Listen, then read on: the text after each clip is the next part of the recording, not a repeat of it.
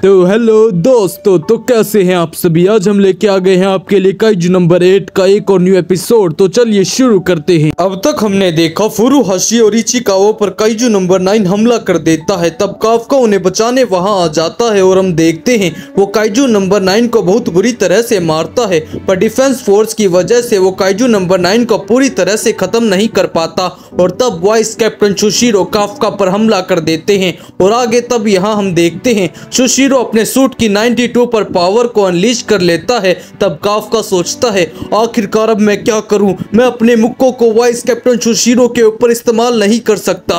और तब शुशिरो काफका पर हमला कर देता है और उसकी तलवार काफका को जख्म देने में कामयाब हो जाती है। अगर मैं इनसे नहीं लड़ूंगा तो ये तो मुझे मार ही डालेंगे। और तब शुशिरो फिर से काफका पर हमला कर देता है और काफका उसके हमलों से बच रहा होता है। ये इतना ज्यादा फास्ट है कि मैं अपनी बॉडी को होल्ड करके भी अपने आप को नहीं बचा पा रहा हूँ। ये चाहे काइजू नंबर 9 से ज्यादा स्ट्रॉन्ग ना हो, पर ये उससे बहुत ज्यादा फास्ट है। जब मैंने पहली बार किकोरू को लड़ते हुए देखा था तब मुझे लगा था कि वो बहुत ज्यादा इनक्रेडिबल है, पर वाइस कैप्टन शुशिरो तो उससे भी अलग लेवल पर हैं। ये तो एक ह्यूमन की तरह भी मूव नहीं कर रहे हैं। और रुको जरा, अभी किस तरह का अटैक हुआ, मुझे तो ये अटैक दिखाई भी नहीं दिया। तब हम देखते हैं कि शुशिरो के अटैक से काफका का कोर दिखने लगता है और काफका रीजनरेट करके अपने आप को हील कर लेता है। शुक्र है इस टाइम मैं ह्यूमन नहीं हूँ, नहीं तो अब तक मैं मर चुका होता। इस रीजनरेट को करने में मेरा बहुत सारा स्टेमिना यूज होता है, मैं इस तरह बार बार इसे यूज नहीं कर सकता, इसलिए मुझे इनके अटैक से बचना ही होगा। तो शुशिरो काफका पर हमला करते हुए सोचता है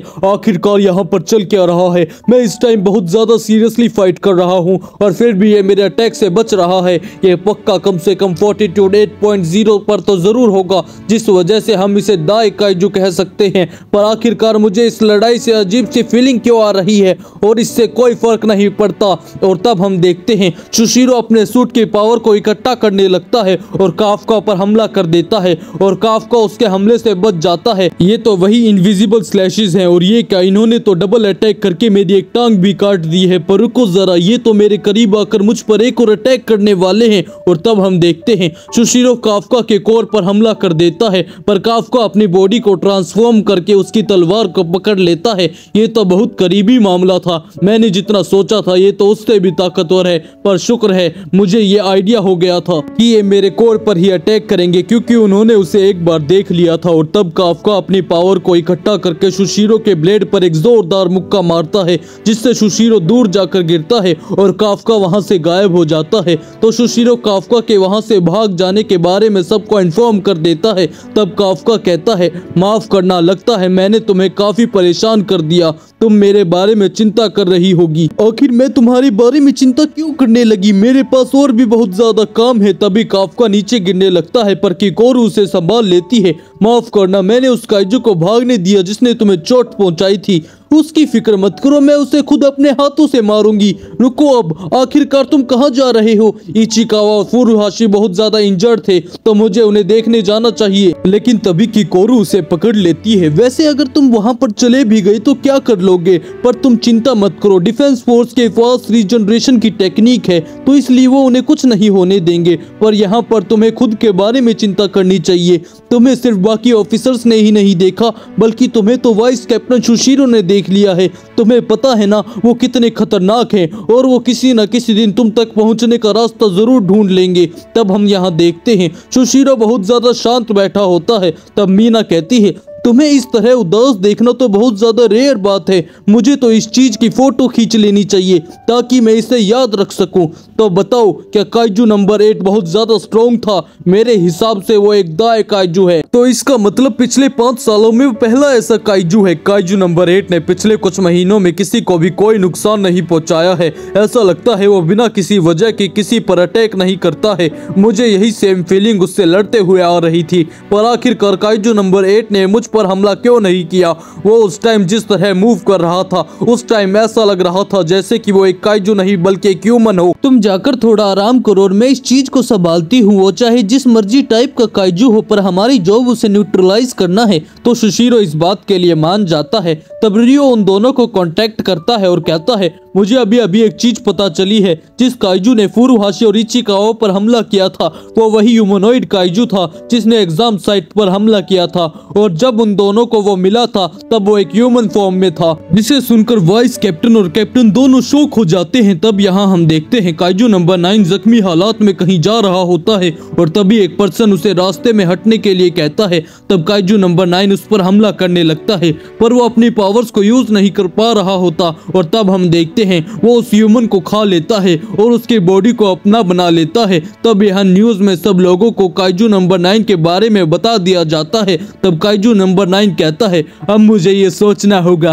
कि मैं काइजू नंबर 8 को कैसे मारूं, पर उससे पहले मुझे छुप कर रहना होगा ताकि मैं इस बॉडी को अच्छे से कंट्रोल कर पाऊं। तब यहाँ हॉस्पिटल में इचिकावा को होश आ जाता है और ये देख के किकोरू और काफका बहुत ज्यादा खुश हो जाते हैं। तब इचिकावा कहता है, मुझे बहुत ज्यादा खुशी है सर कि आप ठीक हो। तब काफका उसे मारते हुए कहता है, ये मेरी लाइन थी बेवकूफ, मुझे और फुरुहाशी को बचाने के लिए शुक्रिया। पर तभी हम देखते हैं फुरुहाशी भी वहां पर प्रेजेंट होता है और कहता है, आखिरकार तुम इस बूढ़े आदमी को क्यों थैंक यू कह रहे हो, हमें तो काइजू नंबर 8 ने बचाया था ना। तब उसे देखकर इचिकावा शॉक हो जाता है। तब किकोरू कहती है, वो काफका को इसलिए थैंक यू कह रहा था क्योंकि इसी ने काइजू के रिप्रोडक्टिव ऑर्गन का पता लगाया था और इसी की वजह से हम उसके कोर को डिटेक्ट कर पाए थे। तब फुरुहाशी कहता है, तुमने सही कहा, थैंक यू बूढ़े आदमी, पर मुझे ये नहीं समझ में आ रहा कि आखिरकार उस काइजू ने हमें क्यों बचाया।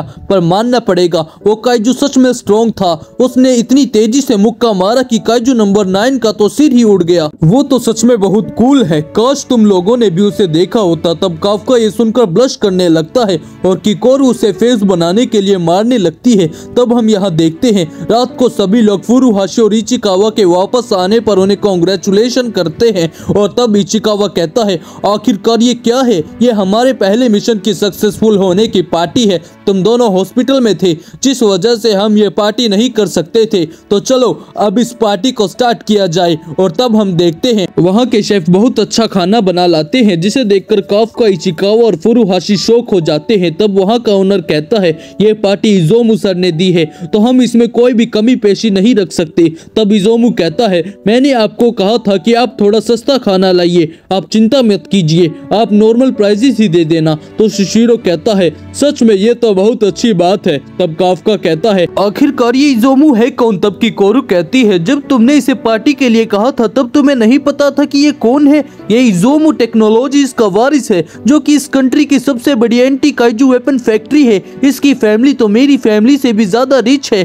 तो इजोमू कहता है, तुमने इसी वजह से मुझे जगह ढूंढने के लिए कहा था ना। तुमने सही कहा, इसी ने कहा था कि ये एक अच्छी जगह ढूंढना चाहता है जहां पर सबको अच्छा खाना मिले और इजोमू इसके लिए सबसे अच्छी चॉइस है। तब काफका भी इसके लिए हामी भरता है। तब शिशिरो कहता है, सबने अपने पहले मिशन में बहुत अच्छा काम किया है और ऐसे दिन बार बार नहीं मिलते हैं जब सभी लोग इस तरह इकट्ठे बैठे हों, तो चलो फिर अब सभी लोग मजे करते हैं। और तब हम देखते हैं सभी लोग खाना एंजॉय करने लगते हैं। तब इचिकावा कहता है, मैंने किसी को भी इतना ज्यादा खुश होते हुए कभी नहीं देखा, सबको इस तरह इकट्ठे लाने के लिए शुक्रिया। तो शिशिरो कहता है, इतनी भी जल्दी मत बोलो इचिकावा, अभी तो शो स्टार्ट होने वाला है। तब किकोरू कहती है, आखिरकार तुम ये क्या कह रहे हो, तुम ही तो अपनी टीम को हेल्प करने की जगह शो ऑफ कर रहे थे और तुमने सबको पर्सनल बना लिया था। तब फुरुहाशी कहता है, आखिरकार मुझे ये कब कौन कह रहा है जो खुद शो ऑफ करती रहती है, अब मैं करूँ भी क्या, मैं हुई ही इतनी अच्छी। तब आओई कहता है, तुम हमेशा सब चीजों को अपने तरीके से करते हो और बेसिक्स को छोड़ देते हो। तब इजोमू कहता है, और तुम हमेशा चीजें रूल के हिसाब से ही करते रहते हो जिस वजह से हम साथ काम नहीं कर पाते हैं, तुम्हारी वजह से मुझे खुद को भी स्लो करना पड़ता है। तब काफका कहता है, इजोमू क्या तुम्हें पूरा यकीन है कि ये सूट्स डिफेक्टिव नहीं होते, मैं तो इन सूट्स की मदद से उनमें से किसी को भी हरा नहीं सकता।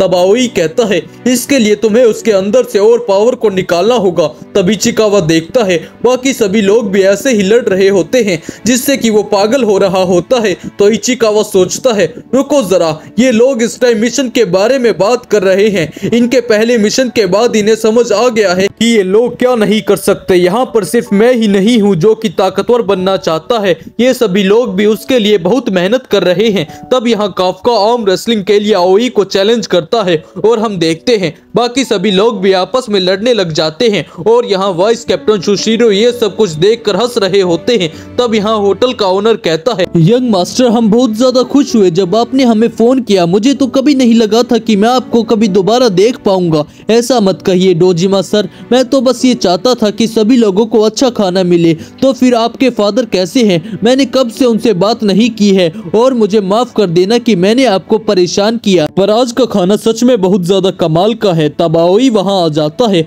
पर बिना कुछ कहे ही बाथरूम में चला जाता है। तब इज़ोमू सोचता है क्या इसने सब कुछ सुन लिया है, पर इसे देखकर लगता है कि ये इंटरफेयर नहीं करना चाहता। तो शुशिरो कहता है, सभी लोग जरा शांत हो जाओ, मैं एक अनाउंसमेंट करना चाहता हूँ। काफका हिबिनो, तुम्हारी वजह से हमने मिशन में बहुत सारी जानें बचाई हैं, तो इसलिए हमने तुम्हें फुल ऑफिसर बनाने का डिसीजन लिया है। तो इसलिए डिफेंस फोर्स की 3rd डिवीजन में तुम्हारा स्वागत है।